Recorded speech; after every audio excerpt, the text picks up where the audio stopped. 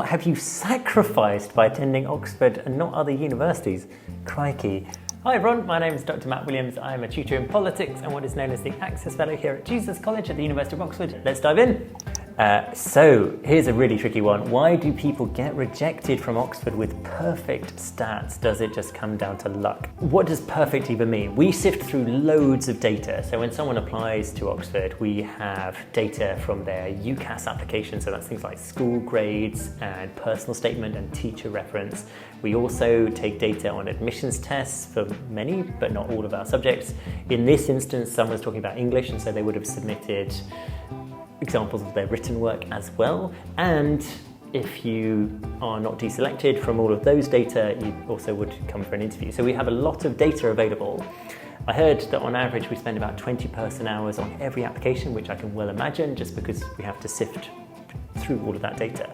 The basic point being that we don't want luck to be a systematic part of the process. Otherwise, we would just take a big stack of applications and throw them down the stairs. And whichever stayed on the stairs, we'd admit, and whichever didn't, we wouldn't. So we don't use luck systematically in the process, and we want to do our due diligence and make sure that we get it right.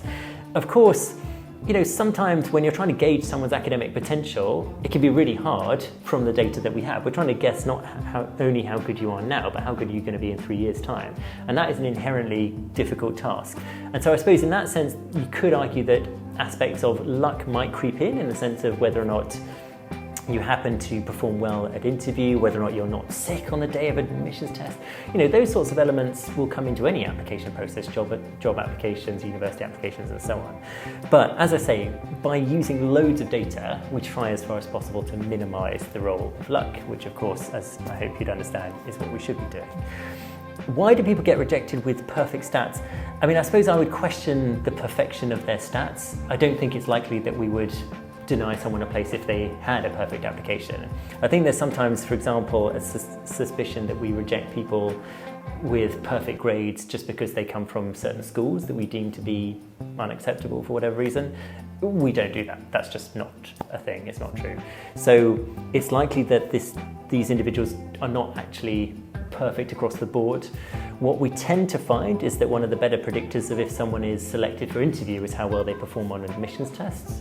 And even very, very good scores on admissions tests might not be competitive because you would need to be coming in the sort of top 25 to 20% of test takers to be really competitive. And so sometimes, even though you've performed really, really well on those tests, you haven't necessarily performed quite well enough to be fully competitive. And then at interview, again, the margins are tiny. So yeah, you might perform incredibly well, but you are up against people who've also performed incredibly well. And so it's not the case that someone is, really great, but doesn't get in through just sheer luck. It's more a case of someone's really great, but the other applicants are also really great, and we have to make very difficult calls over tiny margins of difference in data. But the idea that luck sort of systematically creeps into the system, I would strongly contend is not the case. And I'm speaking as someone who was rejected by Cambridge. So I'm not sort of putting it down to, I was just unlucky. I think, it was just comes down to those teeny-weeny little differences. What have we got next? Are some Oxbridge students much more intelligent than others? Oof. Interesting. And would the supervisors recognize this as well? Well, okay, so I have had the enormous privilege of teaching several thousand Oxford students in my time. I'm going to be a typical academic about this. What does intelligent mean? How am I measuring this? Because, of course, if you're trying to say one person is much more intelligent than another person, you kind of need to have a sense of what you're dealing with here. Sure, some Oxbridge students perform better in exams as a rough metric. Some Oxbridge students perhaps have better communication skills than others, and so they can come across as more bright. But intelligence for me is a really variegated, complicated phenomenon. So the idea that you could just sort of delimit it down to someone's skills in a particular domain, I don't think it's necessarily correct. So the simple answer is yeah, some Oxbridge students are incredibly capable in particular domains, but the idea that they are therefore much more intelligent than other Oxbridge students, I think is not likely. I think intelligence is much more complicated than that, and more interesting, bluntly. So we all have talents and skills and capacities that are better than the average. And I suppose it'd be fun for you to consider which are your strengths and not sort of be too het up on, oh, I'm not as good at maths problems as this other person I know, therefore I'm less intelligent than them. I wouldn't see it that way. It's more complex than that. Can someone explain to me the Oxford Colleges? Maybe. The thing is, you would never design a university like this from scratch. There's a reason why no universities founded in recent times have ever gone down this path, because it doesn't make a huge amount of sense in terms of efficiency. Because what we have with the colleges at Oxford is kind of like tiny campuses where we admit, say, 100 to 150 odd students per year for all subjects, right? It might make more sense if you were to split a university like Oxford into 39 colleges, such as we have, to have one college devoted to medicine and one college devoted to law and one college devoted to physics and so on. But that's not how we do it. We all duplicate each other's work by all offering pretty much all of the subjects. So why on earth would you do that? Well, it's basically what's called path dependence. In other words, we've been doing it for so long, we can't really get off that track now. We started creating colleges way back in the 1200s, and our most recent college was founded in 2019, so we're still doing it.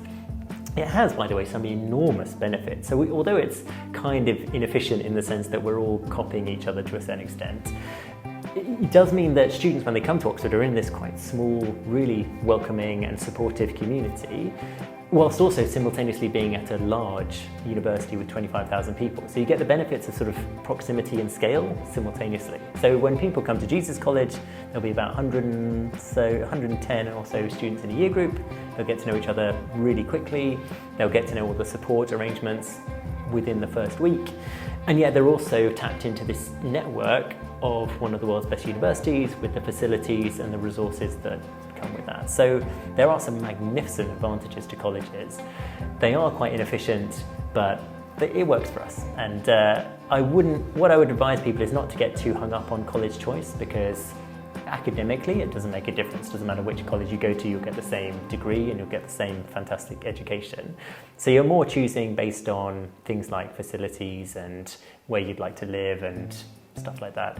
And it doesn't impact your chances of getting into Oxford depending on the college you pick. In other words, if you pick a college which is very popular for whatever reason, we can reallocate your application so that you're not punished for that. So don't worry too much about college choice. It's not a hugely important thing, but it's quite a nice feature of Oxford, which I think many people enjoy. Oh right, what have you sacrificed by attending Oxford and not other universities? Crikey. So sacrifice is a strong word, but I love it, that's fine. It's a good way of thinking about it.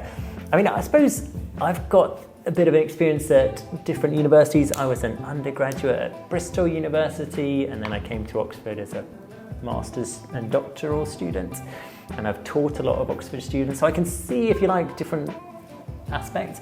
I think what people often suspect they sacrifice by going to Oxford and Cambridge is social life, time to chill out and socialise, because the workload is quite a lot higher at Oxford and Cambridge. So as a tutor, I have 8 tutorials with my students every term, and that's every week of that term. And I would usually set them 6 pieces of work, and they'll have another tutorial tutor doing something similar. So they're going to have somewhere in the region of 12 pieces of work, up to maybe 16, depending on the term, which is a lot, right? And compared to what I had to do at Bristol I was doing about sort of 1 piece of work every 4 weeks. So it's quite a significant step up in terms of demands. But the students quickly find their rhythms in that, and there's lots of support, pastoral and academic support, in order to make sure that they do find their rhythms, and we don't want anyone to burn out, and we don't want them to drop out. So we make sure that they're not sacrificing their health and well-being and their patience. And also we want students to have the time and capacity to pursue other activities, because that makes them better students, right? If we just had someone chained to a desk all the time, they would hate it and they would perform really badly. So there shouldn't be things to sacrifice. So yeah, it should be just as rich of a university experience as anywhere else, and I would hope that it is. I think it's really valuable that people share these ideas on platforms like Reddit. There's a bit of misinformation out there, but honestly, I was quite pleased that it wasn't nearly as bad as I thought it might be. And yeah, I think it's great to use those sorts of resources, but do so advisedly, right? So make sure that you're verifying it. You're not just getting it from one source, and you're not just believing that as truth, but you're getting it from multiple sources, and you're thinking critically about it. But yeah, let us know what you thought, and I'll see you next time. Thanks for watching. Bye.